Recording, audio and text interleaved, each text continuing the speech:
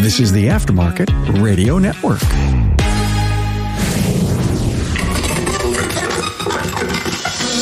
Hey, thanks for listening to Remarkable Results Radio. It's Carm Capriato, the pioneer of automotive aftermarket podcasts. Hey, I hope this podcast inspires you to take action and make changes. Sometimes all we need is a different perspective to give us the extra push.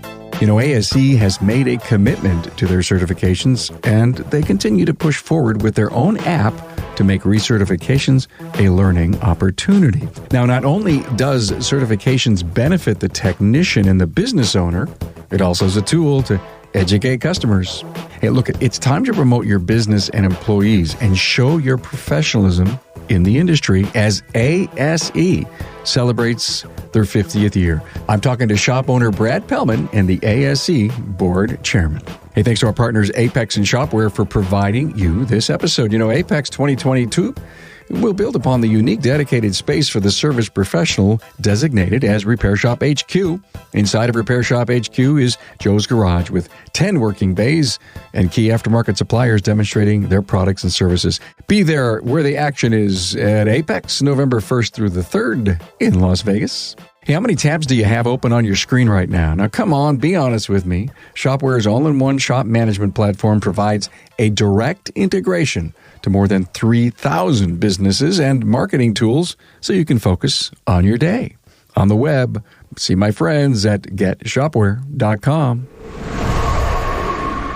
Hey, a warm welcome to my friend Brad Pellman. Hey, Brad. How we doing today, Carm? I'm great, man. Hey, I'm honored to have you on, bringing your expertise and knowledge. And yeah, we've done a bunch of shows together. Thank you for everything that you've contributed in the past. Well, thank you for everything that you do for the automotive community. Thank you, man. Hey, Brad is here because he's the chairman of ASE. Is it this year? Is it a 2-year stint? It's a 1-year stint. I was the vice chair, of course, last year, and I'll be the past chair after that. I've been on the ASE board for approximately 10 years. I don't know exactly when I started, but I just love giving back to the automotive industry in any way I can. So, after you're done with the chairman, do you become past chairman? You stick around? Yep, stick around. And as long as I'm in the business and as long as they'll have me, I actually really love being part of ASE and helping guide the path that they're on. I'm getting near retirement, so at some point. I don't see a stitch of gray hair. What's going on here? You can't talk retirement. I don't know. I can't explain it. I've been lucky. Hey, thank you for all that you're doing for ASE. Big anniversary this year. 50-year anniversary of ASE, exactly. I had Trish in the studio at Apex, and we talked about it, and then Dwayne Myers walks by, and I grabbed him and brought him into the studio, and we had a great episode, and she covered a lot of great things, and that's what I want to cover with you. Not only some of the things that are going on with ASE, but if you wouldn't mind, put your visionary hat on, sitting in the chair that you are. I think about that there should be more shops that are Blue Seal. I also think about the certificates that are up on the wall. I think about how does the consumer really value and appreciate ASE, and I over and over and over again. And I'd just love to hear some of your take on the new app, the ADAS certification, and some other things you guys are working on. So I'm going to sit back and I'm going to listen to Brad Pellman. Let's go about this on a roundabout approach. I'd like to, if it's okay, I'm just going to start off a little bit of how I got involved with ASE in the beginning. I was a regular technician, just like 90% of everybody out there, working at a small independent shop. I was in a dealership atmosphere. Obviously, back in the 80s, dealerships weren't as involved with ASE, and ASE was more pointed toward independence back then. That was great. I was not ASE certified initially, and yes, I was a naysayer just like everybody else. And the honest truth is, I was just a little afraid. I was afraid to test my knowledge. And I encourage everybody out there now, look, the test is important. It's not about, this makes me a better technician or this doesn't make me a better technician. What it does do is it helps define you as a technician. It helps to give you pride in what you do and knowledge for your customers or your potential employers or your current employer. You are a high standard, high quality technician. From a business point of view, when I did become ASE certified was when I started my business. And I was looking to differentiate myself from the other businesses around town. So the advantage to me is every credential I have, everything that we do in our business as a business owner is to promote ourselves and try to make ourselves, not try to make ourselves, but make ourselves appear to our public to be as high a quality and technically advanced as we know we are. And having all of those certifications, that's what helps you get there, because your customer doesn't know you from Adam. They walk in the door and they don't know. And, if they see some credentials, if they see ASE certification, it starts to build that trusting relationship, even though they may not know what that is. Business owners all the time are like, well, my customers don't know what ASE is. How's that an advantage to me? You nailed it. We are not doing enough bragging, if you will. There's the certificates on the wall. It's our brag wall, if you will, our brag board. We fail to tell the customer. But by the way, one of the other reasons you come here is because my guys are all certified by ASE, and we make sure they keep and hold that standard, and we test often. I would assume that the consumer could be impressed or blown away by that story. I think they are. I mean, when you truly sit there and discuss with them, or if they're questioning something, and you're able to say, look, my technician is ASE Master Certified. That means something to them, even though still they don't know what ASE is because they're the consumer, right? But it gives you that ability to say, look, he is a Master Certified Technician. He has tested. He does know what he's doing. Whatever the concern is, I'm sorry if we're having an issue, but we're going to address it. You're using every bit of armory in your toolbox to defend yourself and assure the customer that you're going to solve their issue. Thank you for going where you went and explaining why you value it and why our industry should value it. Is ASE growing to the point where every year there's just more and more people getting on board? We're seeing a lot of people transition to the new app. It's hard to say for me to sit here and tell you honestly that ASE is growing right now. ASE is expanding its boundaries. Manufacturers and dealerships are much more interested in what ASE provides, and they're all getting on board so that they can show, as well as being Honda or Toyota certified, that they are also able to pass ASE certification, get to master status with some of their technicians. I mean, that's their goal as well. Every shop or business owner should be in a position to desire for their technicians to become the best that they can be. So supporting them to be master certified should be everybody's goal for any employee they have that's working on cars, obviously not necessarily service writers, which is different. The shop owner cannot look the other way and needs to tell their people, listen, to work here, we've all got to be ASE certified, or at least I need to see the progression through all the tests, and I need to see you become a CMAT. And the technician needs to go to their owner and say, listen, this is really important to me. I'm going to do this. I know there's a lot of shop owners that provide some kind of compensation or perk by, getting CMAT, or at least getting through all the tests and continuing to be certified. And for all of that just being said, I don't think there's enough people that see the value, technicians and or shop owners that see the value in it, because they're not selling it to the consumer.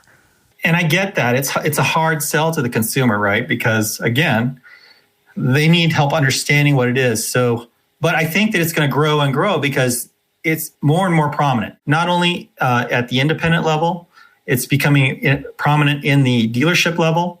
It's part of parts acquisition or parts personnel at your independent auto, all your independent parts stores. They're all interacting.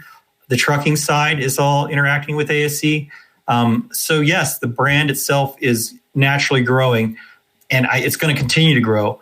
I think the concern looking down the road is we're dealing more and more with safety all the time, and there's more and more pressure coming from the manufacturer level about ensuring that the people that are working or touching these safety systems on cars are certified in some way.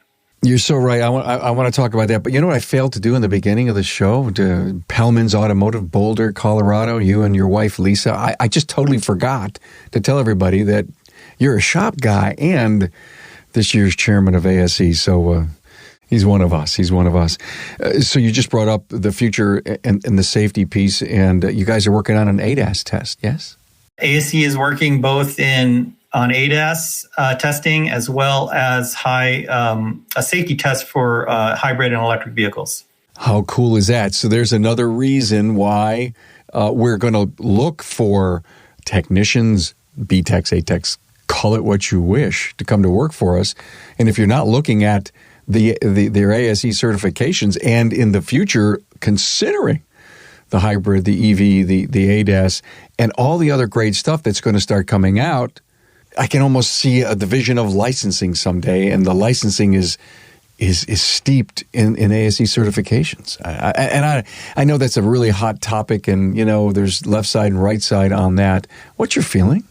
Well, I totally agree with you. I think that there probably is a future where we start to see some pressure for licensing. ASE's position is not to try to push that point of, we want everybody to be licensed, but we are trying to be in a position where we are already the first thought for anybody that decides to create licensing in maybe their state, that ASE already is meeting the standard that we would like to have for a licensure, right? So then, so you're already ASE certified, master certified, and you have your safety stuff or whatever.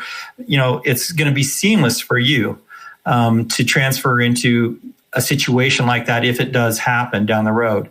But I just can't imagine how hard it will be for somebody who's just put that off to try to get in. It just would be pressure. So the encouragement would be, it's an advantage to be ASE certified now. There's all kinds of legislation that's just been introduced statewide and federally on right to repair. There's no doubt that the OEs are going to continue to put out a fight to protect that data. They may have a great case by saying, listen, this is safety stuff. It's critical. It's personal. We just can't have everybody touching it. And there's no doubt that we as an industry, and again, I don't say I have an answer. I haven't read the bills yet. I don't know what that's going to be. But just talking armchair quarterback to you, ASE could go a long way in being able to prove to government and the OEs that we can do this stuff. Well, and I think there's a good partnership between OEs and independents and every fracture of the automotive industry. ASE tries to be Switzerland in that regard. I think that we are going to be in the right position when or if that time comes. And I think you're right about everything you're saying. It's a big topic and it's hard to think about. But I think we will always have the right to repair. But there will always be this battle about the ownership of the data and how you can get it. Hey, Carm here. Now find out why Brad has implemented increased wage structure based on ASE certifications. The number one reason shop owners attend Apex is to see the very latest new products and technologies. In my opinion, a close second is the opportunity to meet face-to-face with people to discuss issues and new opportunities. And let's not forget how much fun it is to get together with friends in the industry, both old and new. Apex is the one place to see all the people, products, services, and technology that affect your business and your profits. Plus, you'll get to participate in the best industry training while you're there. And don't forget the Service Professionals focused section, Repair Shop HQ. Within this dedicated space, it brings the feel of a working shop to your Apex experience. Besides top training, you'll be in working bays and experiencing new tools, technology, and equipment firsthand. Hey, mark your calendar now to attend Apex 2022, November 1st through the 3rd in Las Vegas. Keep in touch at aapexshow.com. The automotive industry is blazing through with so many twists and turns and changes. Careful not to crash. Yet amidst it all, the demand for repair is a constant. So the questions remain, will repair shops adapt or die? Well, our friends at Shopware Shop Management Software get it. Their CEO is a shop owner. They understand what it takes to repair cars, and they're ready for the next big thing in automotive. Shopware tailors mainstream web-based technology to the needs of the industry's leading repair shops. You can run entirely digital, phone optional, and paper-free. Interactive online repair orders will not only meet the needs of contemporary drivers, but they are blown away by the experience. Connecting the aftermarket together, Shopware's ecosystem enables next-generation shop efficiency and customer satisfaction without compromise. Full service onboarding and best-in-class support provide everything a shop needs to transform its business and stay competitive long into the future. Enjoy more accurate quotes, more profitable jobs, busier technicians, and of course, happier customers. On the web at getshopware.com. So let's just talk a little bit about the app. We've done shows on the app. I think it's a brilliant move to constantly be testing. Where is the evolution of that and the participation of it? For those of you that don't know, there's an ASE app. It's called the Renewal App. So you can't just go out and take your first test in the app. You have to be a recertifying technician. There's a lot of people that don't like going to the facility and having to empty their pockets and do all that. Once a month, you get shipped questions. You can choose when you want to answer the questions. I'm on the app. I feel the questions on the app are harder. So they test you more stringently than the paper test. I love that I can do it in the comfort of my own home or when I'm standing in the grocery line or whatever. Whenever I have downtime and I'm just bored, it beats the shit out of Facebook. Sorry. I get it. I really do. It's an alternative to Facebook. I love it. It's great because, look, I don't work on cars every day anymore. I run my business. I'm still master certified, but it's becoming harder and harder because I do not work on the cars every day and technology is constantly changing. So what's happening for me with the app is I get to learn. So if I get the question wrong, be patient with the app and then read the answers. You'll learn from that, right? And you'll learn why you missed the question. And you'll even learn something about new technology that you haven't seen yet that now has benefited you and helped you down the road. And, that's the big advantage to the app. That is so cool. How many guys I said, I wish I knew what the right answer was. Yeah, which one did I get wrong? What was the right answer? And the app gives that to you. And there's a lot of discussion about it. And not every question is right. And we're starting to see dealer-specific questions in there. And there's a lot of concerns that come up about that in the topics in the chat sessions when people are talking about it. But it's really just to provide well-rounded learning for everybody. And missing one question because you feel it was too dealer specific or something, it's not going to affect you, but you can learn from it. So, not every single one of those questions is a test question for you. Some of them are test questions for ASE to help ASE determine if that's a good type question or not. So it doesn't matter if you answer it right or not. ASE is constantly trying to make their product better and learn from their product as much as they want technicians to learn from it. Yeah, I love that. Test questions. I remember spending some time at ASE on the parts specialist test many, many years ago. And what floored me so much, Brad, the whole education side, the trying to make it perfect and the test questions and how you get to the table, and no one knew you wrote the question, so that the question comes up and, you're sitting there wondering if someone's going to get it right, and you may have to raise your hand and say, that was my question, let's talk about it.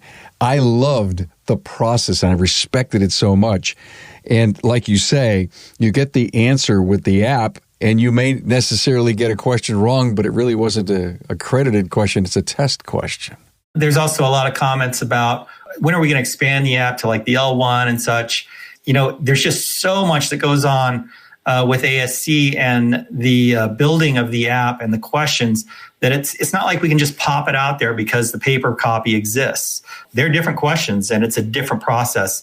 It's coming. They're working on it. The app is very advantageous. So that's our future. I mean, why wouldn't ASE be all E, if you will, electronic? What would you say that is it like 85% there? And once it's solid as a platform, then will you then start adding additional certifications?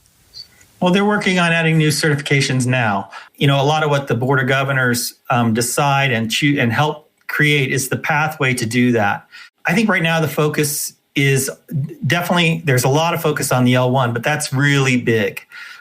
So I think probably what you'll see come out quicker will be something with ASE, something with hybrid electrical safety, because those things are hot topics right now. It's single stream. It's not as broad as the L1.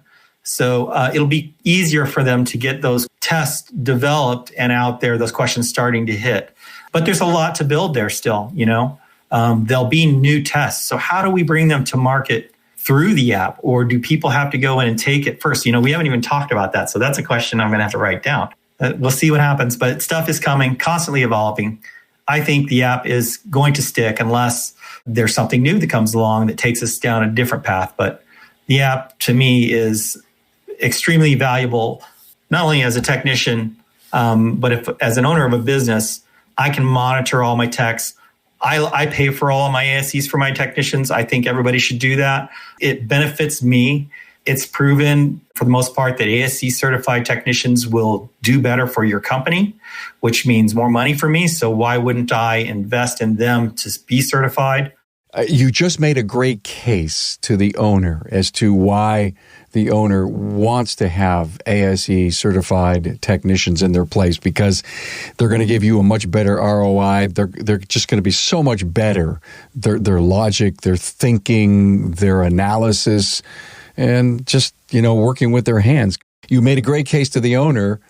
And what's the great case to, here you got 10 technicians sitting in front of you that they just don't, ASE doesn't turn them on, and they don't see the value in it. And my shop owner doesn't care if I am or I'm not. Pick yourself up. I mean, what do you tell these guys? Look, the first thing I'm going to tell you is, let's say your job where you're at ends for whatever reason. The owner decides to sell, close, the worst case scenario happens. You need to find a job elsewhere. When you walk in the door of the next company you're going to work for as a technician, what are you going to show them that says, I'm serious, I'm a professional, I know what I'm doing? Or are you just going to shop around until you find another shop that says, I don't care about ASE because I never took them and it never did me any good? I just don't believe in that. I mean, I'm looking for the top technicians in my area. I want somebody that believes in themselves as a professional. And when they walk in my door to apply to me, I'm looking for that, whether I say it to them or not. If I've got 5 resumes in front of me, who is proven to me or differentiated to me other than just saying whatever they're going to say? If I don't know them from Adam, what do I have to go by? So that's your advantage. You bring up such a great case. You really do. And I loved how you started, Brad. If the next job that you're considering is going to require, and they could hire anybody, so why wouldn't they hire the one with ASEs?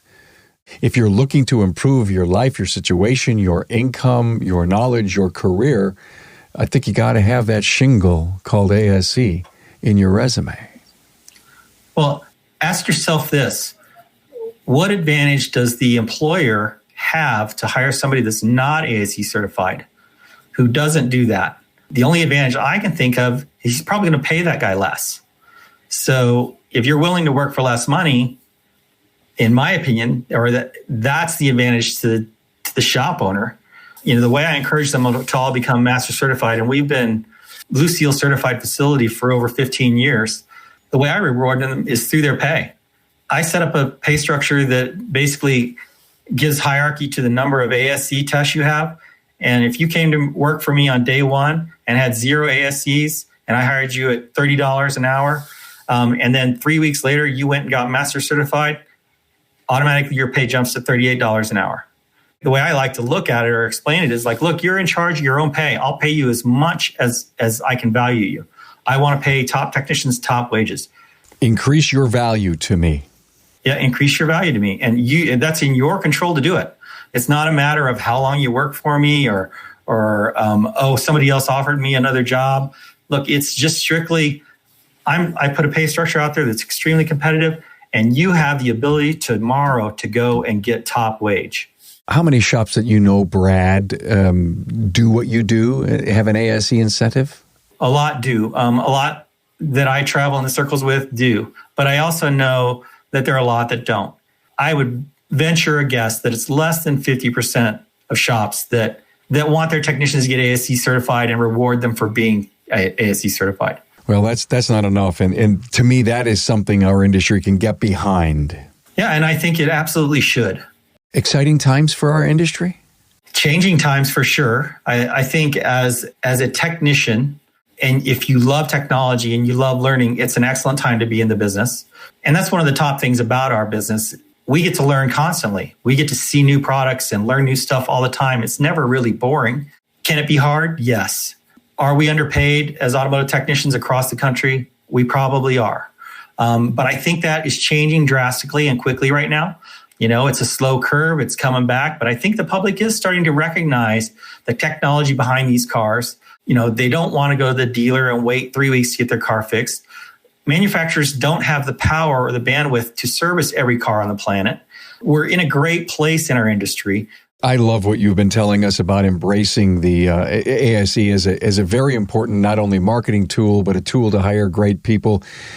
We're taking our people to all kinds of training all over the country. We're doing all kinds of virtual training. Think about connecting ASE into that commitment. That's the reason you're here. That's the reason you've worked so how many years with ASE, and now you're the chairman of the Board of Governors? Did I hear you say that? I'm the chairman of ASE. The way ASE defines itself is there is a group of directors that are a high-level decision-making. There's a larger body of governors that try to bring in all of their comments from across the country to help guide the directors and ASE and help create ideas, give feedback on current things that are in place. So, it truly is, ASE is truly governed by a body of automotive professionals who understand our industry. Can't ask for anything more than that. What else should we know?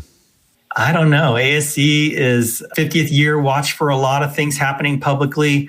There is a big push right now to hopefully get some notoriety, maybe in, I think it's April that we're pushing for. I don't want to pop that balloon before it is inflated, so we'll wait and see what happens there. But because of the 50th anniversary of ASE, we're really trying to get everyone in the industry, parts, Napa, CarQuest, Advance, everybody you can think of that you're dealing with, to help kind of promote the fact that it's ASE's 50-year anniversary. So we're trying to really help build that image right now. I think that's the biggest thing that is happening this year. If our suppliers in our industry that have great customers like you, great people at their counters, that have a credible relationship for years with ASE, especially their ASE Technician of the Year, and that really cool, if you will, certification push co-branding thing that goes on with everyone. Let's get behind that bandwagon.